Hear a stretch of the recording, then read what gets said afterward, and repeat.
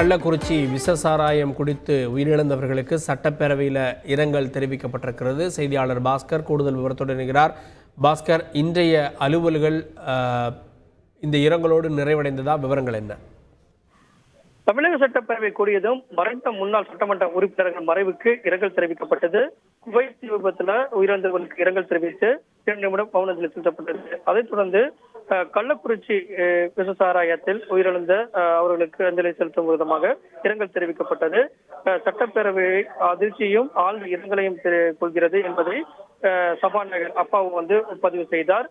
தமிழக முதலமைச்சர் இரும்பு கரம் கொண்டு ஒடுக்க நடவடிக்கை எடுத்திருக்கிறார். கடுமையான நடவடிக்கை எடுக்கப்பட வேண்டும் அப்படிங்கிறதையும் பேரவை வலியுறுத்துகிறது என்பதையும் பதிவு செய்து கள்ளக்குறிச்சி சம்பவத்தில் உயிரிழந்தவருக்கு இரங்கல் தெரிவிக்கும் விதமாகவும் 2 நிமிடம் மௌனஞ்சலி செலுத்தப்பட்டது. பேரவையில தமிழக முதலமைச்சர் எடுத்திருக்கக்கூடிய நடவடிக்கையை சுட்டிக்காட்டி சபாநாயகர் அப்பாவு கருத்துக்களை பதிவு செய்தார். தமிழக முதலமைச்சர் இரும்பு கரம் கொண்டு ஒடுக்க நடவடிக்கை எடுத்திருக்கிறார் அப்படிங்கறத பதிவு செய்து பேரவை அதிர்ச்சியும் அந்த இரங்கலை தெரிவிப்பதாக சபாநாயகர் அப்பாவு அப்போது குறிப்பிட்டார்.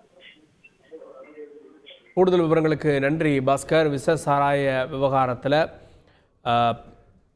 உயிரிழந்தவர்களுக்கு சட்டப்பேரவையில் இரங்கல் தெரிவிக்கப்பட்டது. அதே போல முன்னாள் சட்டமன்ற உறுப்பினர்கள், மறைந்த உறுப்பினர்களுக்கும் இரங்கல் தெரிவிக்கப்பட்டு அவை நடவடிக்கைகள் ஒத்திவைக்கப்பட்டிருக்கிறது. அதனை நாம் முக்கிய செய்தியாக பார்த்தோம்.